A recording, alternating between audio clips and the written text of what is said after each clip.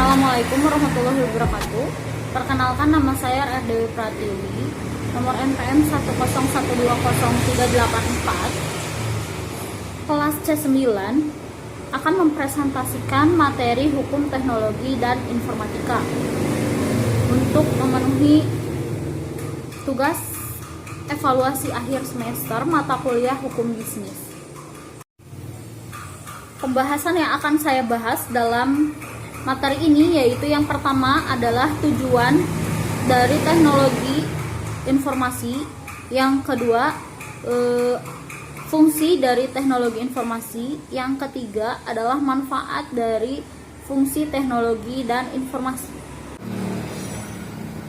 Teknologi tidak bisa dipisahkan dengan manusia, apalagi di dalam bidang usaha perniagaan atau perdagangan. Dalam dunia perdagangan, kita biasa mendengar istilah electronic commerce atau e-commerce atau perdagangan secara elektronik.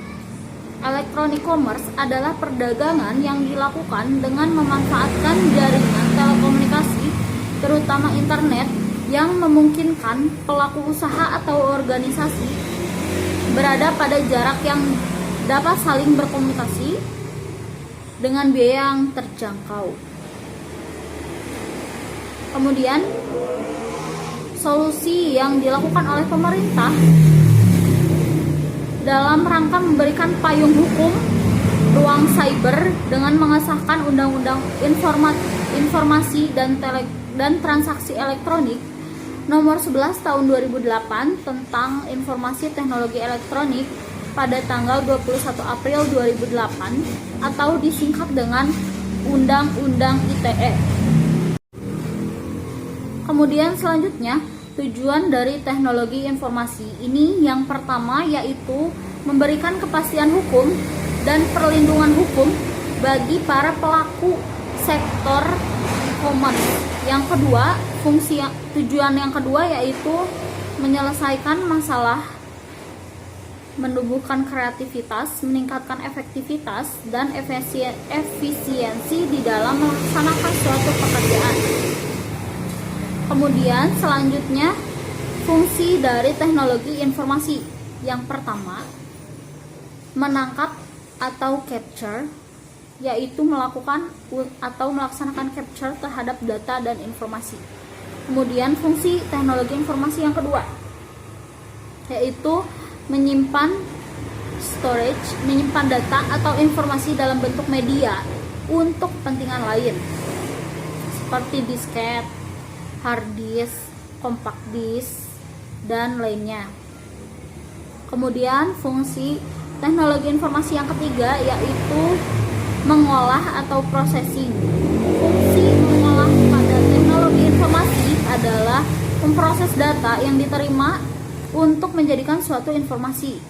Pengolahan data atau pemrosesan bisa berbentuk mengubah data ke bentuk yang lainnya, kemudian menganalisis kondisi, menghitung, menggabungkan dan dalam semua bentuk data informasi. Kemudian fungsi teknologi informasi yang keempat yaitu transmisi atau transmission. Transmisi yaitu mengirim data dan juga informasi dari suatu lokasi menuju lokasi yang lain dengan jaringan komputer.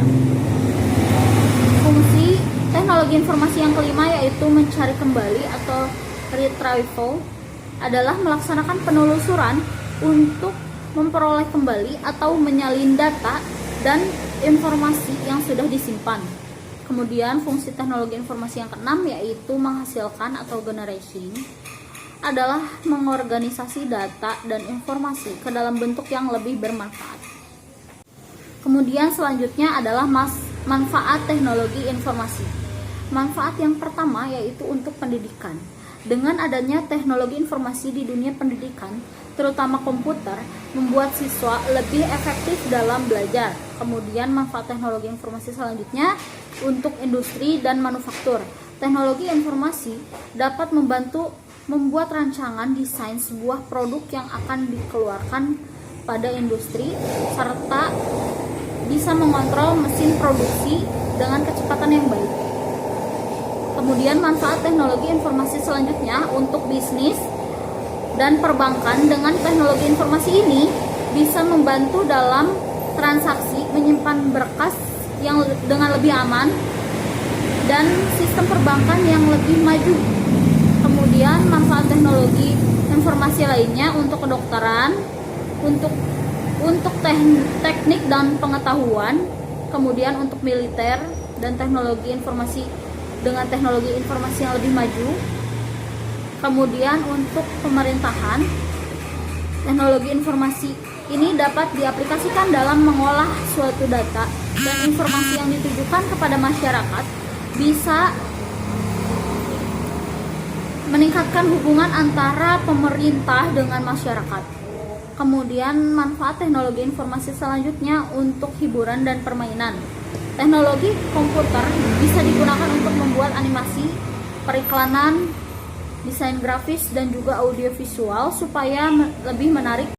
Selanjutnya manfaat teknologi informasi untuk bidang kriminalitas.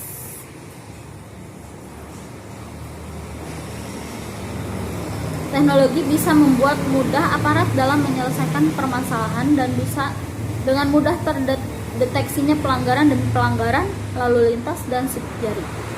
Selanjutnya manfaat teknologi informasi dalam bidang perdagangan. Yang pertama, kita dapat mempermudah diri sendiri dan orang lain dalam transaksi jual beli.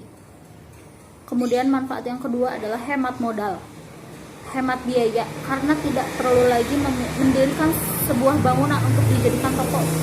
Yang ketiga, manfaat yang ketiga yaitu dalam mempromosikan di bagian perdagangan menjadi lebih efektif dan lebih tepat sasaran. Kemudian manfaat yang keempat yaitu pendataan dalam perdagangan dapat menjadi lebih mudah karena bisa direkap dengan aplikasi. Kemudian bisa juga didata dengan Microsoft Excel atau yang lainnya.